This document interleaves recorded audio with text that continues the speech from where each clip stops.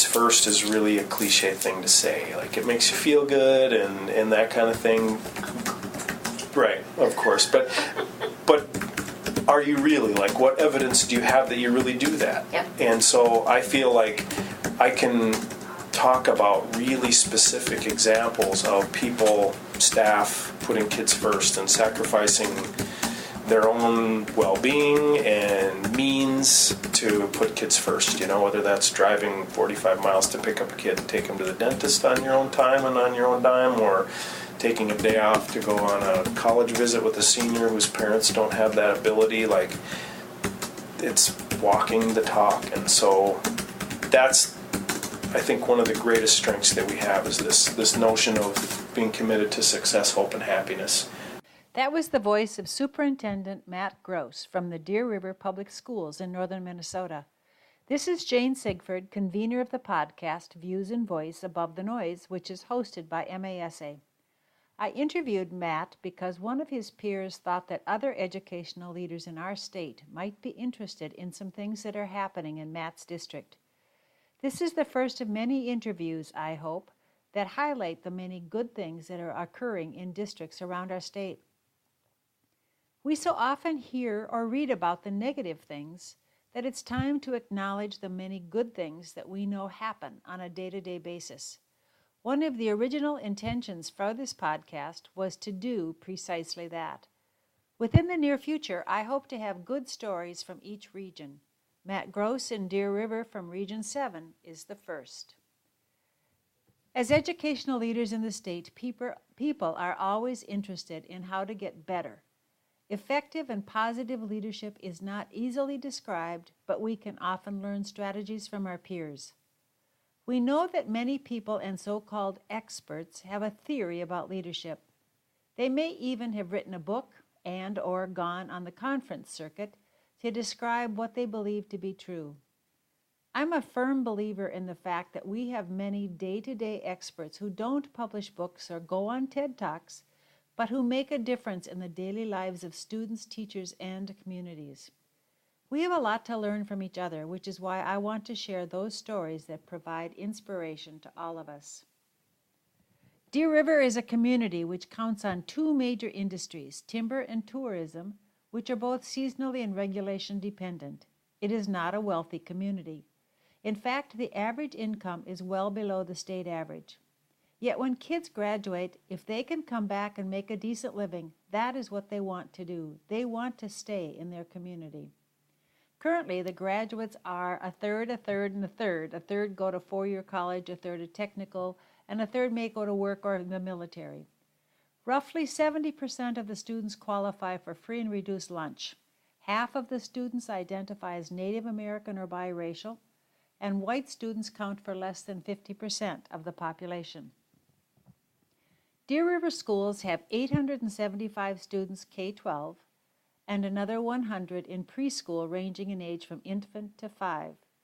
The community just supported the addition of 8 classrooms to serve these preschoolers. Their students, like those in many districts, are coming to school with more issues and more serious issues than ever before. The community and district collaborated with mental health services to house support staff in the schools. In addition, the board voted to add another counselor at the high school to reduce the ratio of counselor to student to 1 to 225, when the state and national average ratio is much higher than that. Matt is very proud of and grateful for the continued support from the community for his schools. I compiled a list of some of the offerings and programs that contribute to this community school and make up the reason that kids want to be in school, that teachers want to teach, and that parents want their students to attend Deer River schools. Here are some of them. There's a one-on-one technology initiative and may have been the first of its kind in that area. There's been an effective implementation of the ADSYS program with the successful achievement of many of their world's best workforce goals. There's an active and participatory Indian education program with visible artwork, programming, and support for students, although Matt and his staff are working to make it even better. There was a creation of an alternative learning program at the high school to help at-risk students complete their education. The nearest ALC is 40 miles away. There's a Grow Your Own Teacher program in conjunction with Itasca Community College to attract talented youth to pursue a teaching career. The program focuses on building knowledge about the career, learning about the history of education in Minnesota, including the disgraceful practice of putting Native American children in boarding schools to try to weaken their culture. The program is designed to excite great students to become great teachers. It was the first school in northern Minnesota to create an early out Wednesdays for professional development designed by and for teachers. Other schools have since initiated this practice. As I said before, there's a small counselor to student ratio of 1 to 225, which is much lower than state average. There are still new classrooms for early childhood to serve 100 students, as I mentioned earlier. There are television courses to take advantage of courses that may not be offered at Deer River. Students could, if they wanted to, graduate from Deer River with 20 to 28 college credits from Itasca Community College. Students can also take courses in such areas as industrial tech if low student enrollment and cost of programming is prohibitive to the district, therefore making really good use of technology to fill a need. Next fall, there will even be more technological resources because it will include augmented reality interactions. There are many other good things. These were just a few. Matt has been the superintendent of Deer River for 15 years. He says he's 150 in superintendent years, however, because superintendents don't usually stay in one place that long. Matt was raised in a small town and appreciates the quality of education he received in what is perceived as a rural school. He has an affinity to rural education, although he would say that rural education is not the same from district to district. Just as no two suburbs or two urban areas are carbon copies of each other, so too with rural districts. Matt was originally trained as a math teacher, then got his principal's license.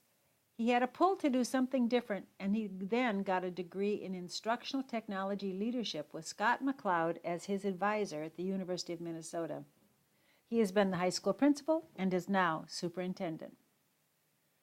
We know that leadership is not learned by following a manual. It can't be divided into easily defined chapters. It's more like a recipe, such as one for a cake, and I think we all like cake. There are certain standard ingredients like flour, yet there are many different types of flour as well. There's cake flour, gluten-free, spelt, etc., etc. The proportions of ingredients are different depending on what kind of cake you are making and the purpose of that ingredient. For example, the recipe may only call for a teaspoon of baking soda but a half cup of cocoa. Some cakes include raisins and nuts, but those aren't in every cake. Plus, some people don't like them and they could be allergic. By itself, each ingredient has a characteristic, but when all mixed together, the synergy of the ingredients becomes an entirely different entity.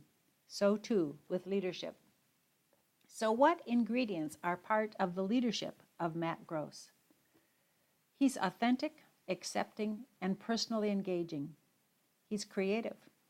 He builds relationships on all levels. He's reflective. He asks questions like, what else? What didn't work? Who has to be at the table?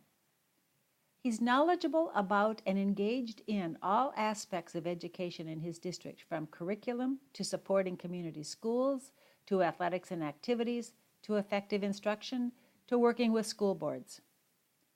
He demonstrates a real caring for kids, staff, and community. Plus, he exhibits common sense.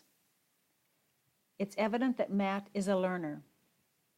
He believes, builds, and supports a staff that consists of well-trained teachers because he knows that they are the foundation of a quality education. He synthesizes research and turns theory into applicable practice. He demonstrates a belief in and working toward a more equitable future for all, which is how the community created and makes the vision for the strategic plan come alive. He utilizes processes. He's very collegial. He's willing to do trial and error and be vulnerable and open to staff. Plus, he believes in systems and frameworks, and he doesn't just import someone else's idea wholesale. Instead, he creates what he thinks will fit and work in his own setting. He has created a collaborative learning culture within the school and between school and community, which he says can only be done when there is trust among those communities. He wants to help change the public message about education. He says we can't let the perception rule the day, and many other attributes that are too many to list here. As I listed those skills of Matt's, I realized that they are mostly about process. Many are intangible, but they are each part of the so-called cake that creates a culture that allows many things to happen at many different levels. Although difficult to objectify, the adage, "It's hard to describe, but you know it when you see it," applies here. From my very first handshake and throughout the interview, it's easy to see that Matt is open and very personable. He has an easy style as he demonstrates active listening and thinking. His operational style of engaging in strong relationships and developing community all levels was readily apparent as we talked. He seldom used the word I because he said that, quote, "I can't do anything by myself. It has to be me and some people." You keep saying when you answer, you said, "We've done a lot of this. We've established trust." Who's we? I mean... You're not saying I very much. Well, I think it's what it takes, you know. I can't do anything by myself, you know. I can't do anything by myself. It has to be me and some people. I think that, you know, when I think about implementation, this has been on my mind the last few weeks because I've been thinking about some places where some things that I've seen have gone and some things that I've seen haven't gone well. And this notion, or what I've boiled it down to, is that I think you have to have leadership in some way to make things work. And that can be a person as a champion, whether that's me or somebody else, or it can be a team of people. And you have to have a culture that's sort of ready to do that or accepting of it or willing to take risks. And you have to have a structure that can support and sustain whatever it is that you want to do. And I think part of what we miss sometimes in education is we get hung up on something that looks new and cool, and so we maybe have leadership that's like, hey, that's new and cool and I'll be the leader on that, and we maybe have some culture that's like, let's do that, but there's no structure put in place that enables that to just become wired into your DNA. Like, we can't imagine pulling that out now, you know.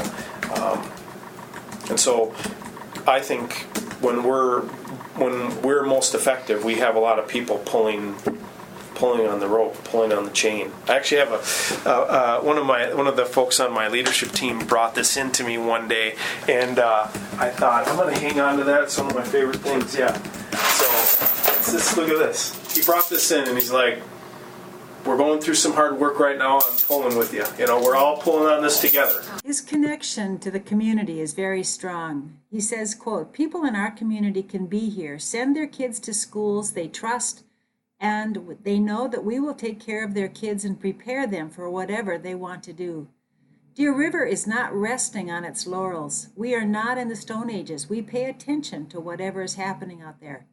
We can't let geography be a limiter, and we can take advantage of the benefits of being small because we can be nimble.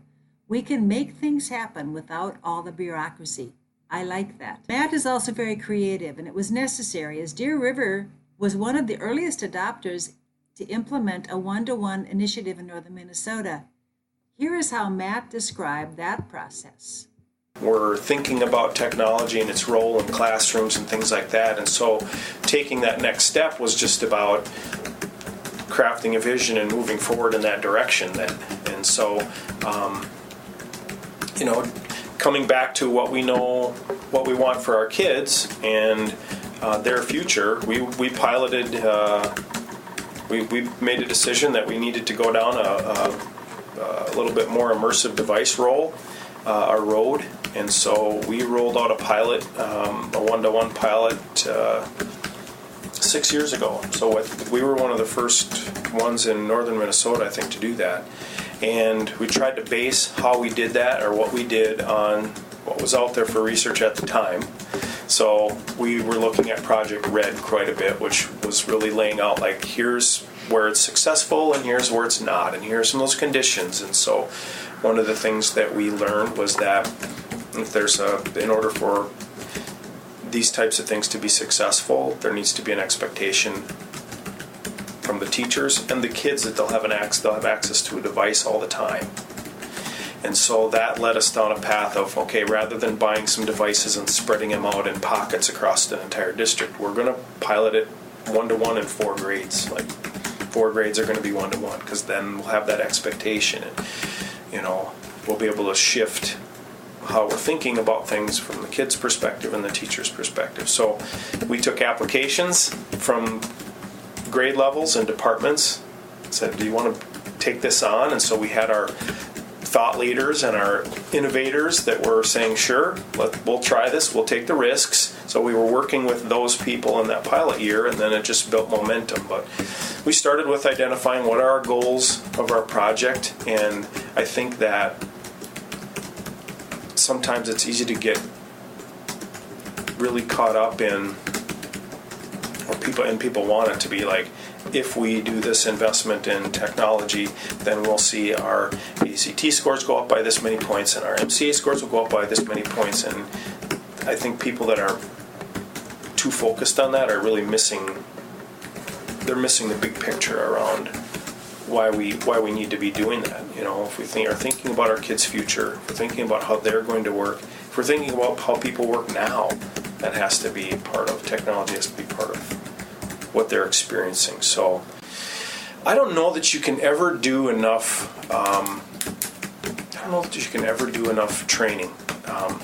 So I think I would even do more training. And the other thing that I would do is, and I've observed this in a number of different places and in a number of different implementations of different things, where when a district is moving in a direction, and this was a good example, teachers sometimes will put an incredible amount of pressure on themselves to the point where it's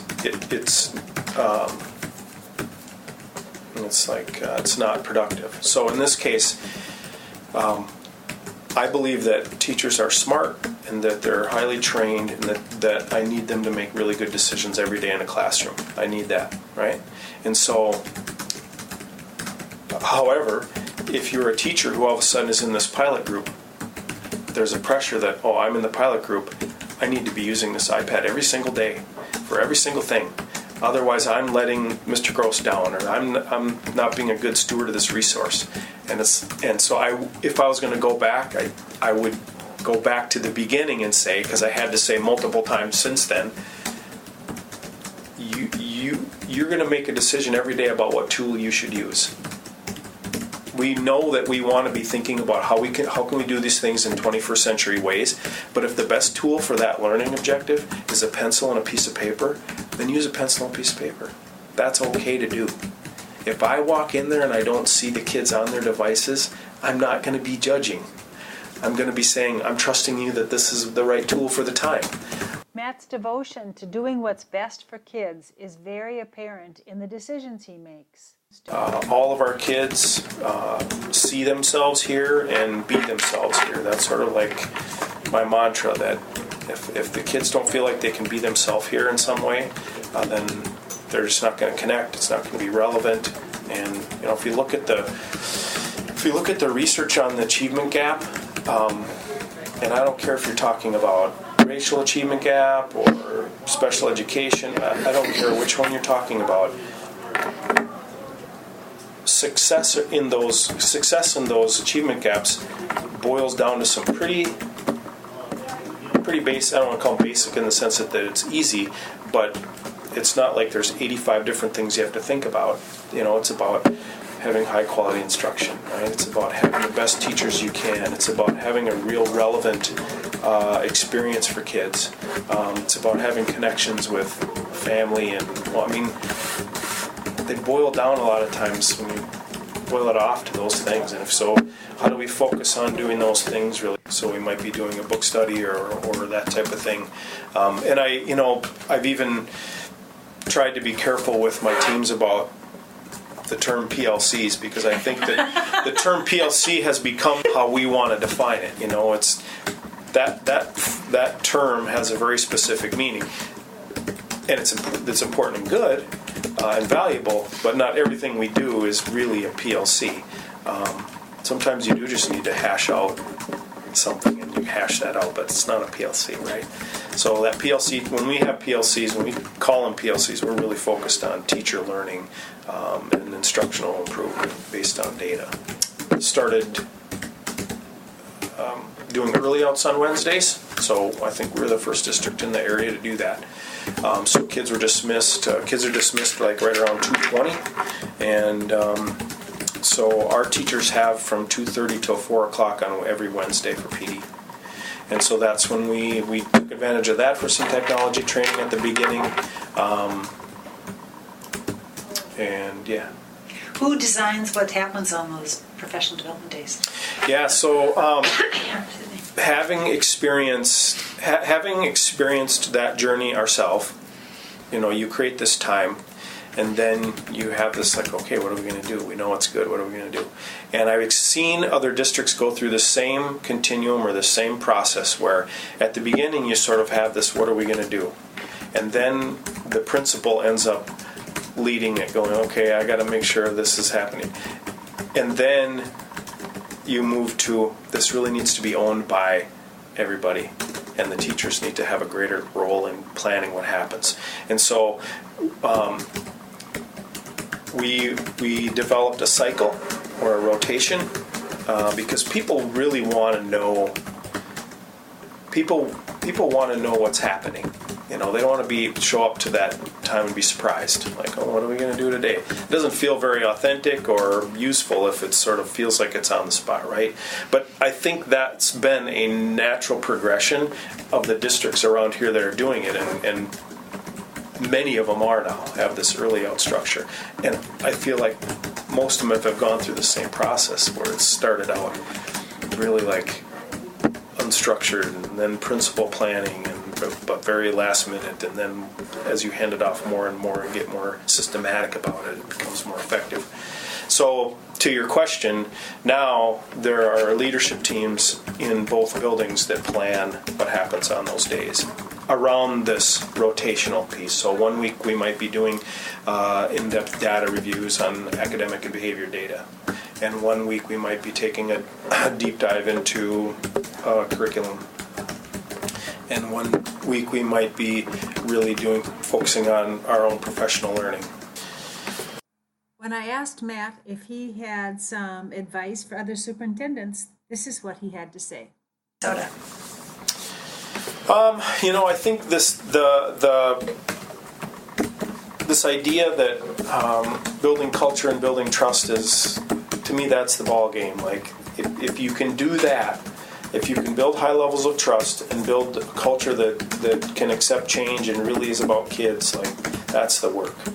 That's the hard work. When I sent out the survey to superintendents across the state of Minnesota, what came back as a concern for many was the idea of changing the public message about public education. Matt, too, has some very strong opinions and ideas about that. Here they are. Things that we are a part of here, we received a planning and implementation grant from the Department of Health, which was about preventing and delaying alcohol use.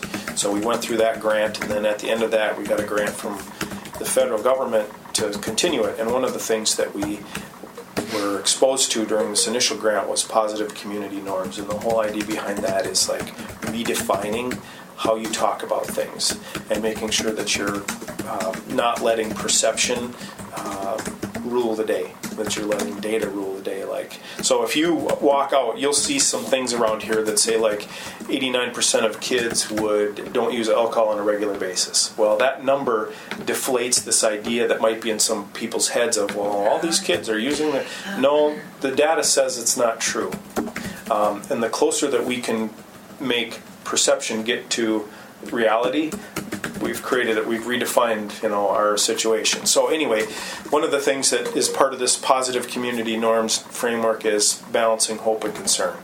And there are awesome things happening in every school and every district and in our state. And it's okay to go, great. We feel good about that, and we should. there's also concern, things that in every school, in every district, and in our state that we have to be open and willing and look at and confront the brutal facts, right? Jim Collins, and say, That's right. boy, this is an issue, and we're not proud of that. So what can we do about that? But if we dwell on that, we're going to get defeated and deflated, and we're going to let the narrative that I feel like is being created for us across our country about public education rule the day, and we can't let that happen. Like, we can't let that narrative of public schools failing rule the day, because it's not true. I think public education is like one of the most important things in our democracy. Changing the public perception is one aspect of the message that Matt has adopted from Jeff Lingenbach's book, Seeds of Fire, Roots of Hope, and his other work. Another book that Matt cited was David Horsager's Trust Edge. Those are just two of the resources that have helped shape his thinking. Matt's comment that we can't let perception rule the day is very thought-provoking and may lead to some ideas of how to change the public message about education. We have to change the narrative, keeping in mind, again as Matt said, to balance hope and concern, yet face the brutal facts. Thank you, Superintendent Grose, for taking time to share yourself and the good things that are happening in Deer River. This podcast is one small attempt of not letting that perception rule the day, of transferring the discussion from reaction to proaction. To leave you, I'll once again quote words from the scholar Dr. Seuss. Think and wonder, wonder and think. Thank you for listening. This is Jane Sigford.